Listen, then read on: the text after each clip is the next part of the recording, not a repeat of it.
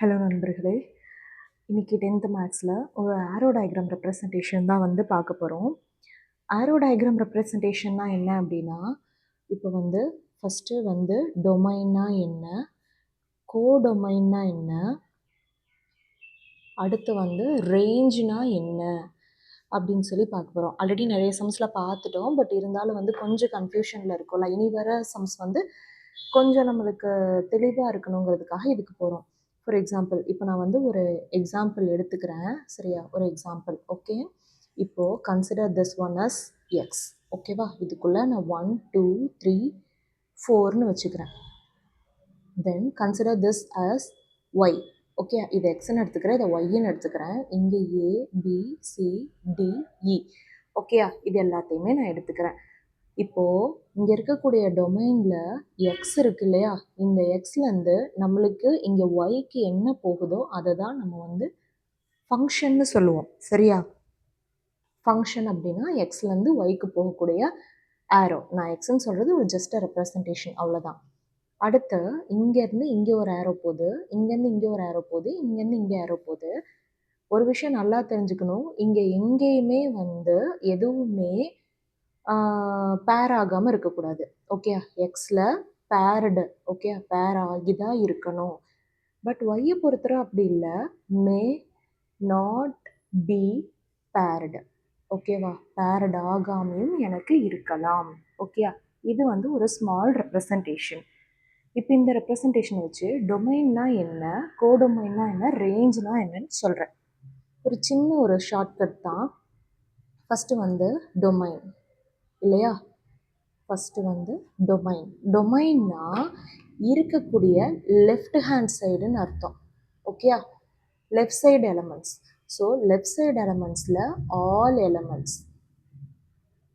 ஏன்னா எல்லாமே பேர் ஆகிருக்கணும், எதுவுமே பேர் ஆகாமல் இருக்காது. ஸோ இதுதான் வந்து ரூல். So all elements. ஓகேயா? அடுத்து கோடொமைன். கோடொமைன்னா என்ன அப்படின்னா ரைட் ஹேண்ட் சைடு. அப்போது ரைட் சைடு, இந்த ஆரோவோட ரைட் சைடு இருக்கக்கூடிய ஆல் எலமெண்ட்ஸ். ஓகேயா? All elements. அப்போது ரேஞ்சுனா என்ன?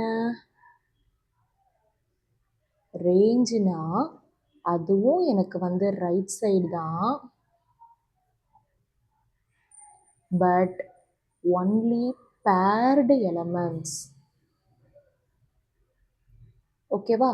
இப்போது டொமைன்னா கோடொமைன்னா நான் டொமைனுக்கு பக்கத்தில் இருக்கிறதுக்கு பேர் தான் கோடொமைன். ஓகே, அப்போ ஈஸியாக டொமைன்னா லெஃப்ட் ஹேண்ட் சைடு இருக்கிறதுனா கோடொமைன்னா ஈஸியாக சொல்லலாம் ரைட் ஹேண்ட் சைடு.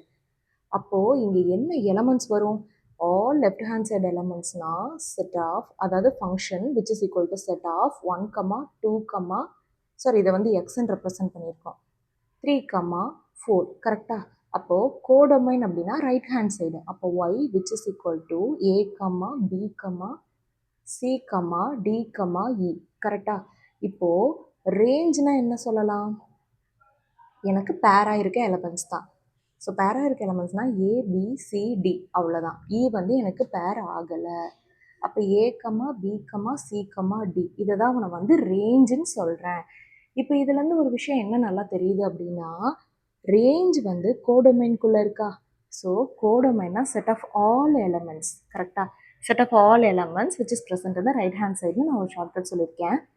அப்போ ரேஞ்சுனா இதில் பேராக இருக்க எலமெண்ட்ஸ் மட்டும்தான். எல்லா எலமெண்ட்ஸும் பேராக இருக்கலாம், இல்லை எனி 1 or 2 லெஃப்ட் ஓவராகவும் இருக்கலாம். அப்போ இதை நான் என்ன சொல்லலாம்? Range is the subset of codomain. கரெக்டா? இவ்வளோதான்.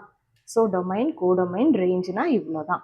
இதில் எக்ஸ்ட்ரா இன்னொன்று இருக்குது, நம்ம லாஸ்ட் கிளாஸஸில் பார்த்ததுலாம். ரோஸ்டர் ஃபார்ம்னா என்ன எழுதுங்க அப்படிம்பாங்க. கரெக்டாக? ஸோ ரோஸ்டர் ஃபார்ம்னா ஒன்றும் இல்லை, all paired elements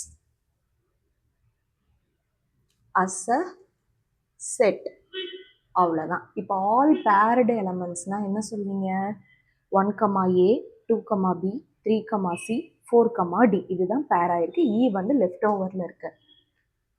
which is defined as the function or a relation, okay va, which is equal to 1 comma a, 2 comma b, 3 comma c and then 4 comma d. கரெக்டா? இவ்வளோதான் roster forms. So நமக்கு இருக்கக்கூடிய definitions and functions வந்து இவ்வளோ தான். கரெக்டாக? நான் வந்து ஒரு எக்ஸாம்பிள் செட் எடுத்திருக்கேன். ஒரு ஃபங்க்ஷன் நானாக டிஃபைன் பண்ணியிருக்கேன். அதுக்கு டொமைன்னா என்ன, கோடொமைன்னா என்ன, ரேஞ்ச்னா என்ன, அண்ட் தென் ரோஸ்டர் ஃபார்ம்னா என்ன, இவ்வளோ தான். மெயினான விஷயம் இது மட்டும்தான். இது மட்டும் தெரிஞ்சாவே போதும் இப்போதைக்கு. ஓகே, இந்த எக்ஸாம்பிள்ஸ் அண்ட் எக்ஸசைஸ் சம்ஸ்க்கு. ஓகே, தேங்க்ஸ் ஃபார் வாட்சிங்.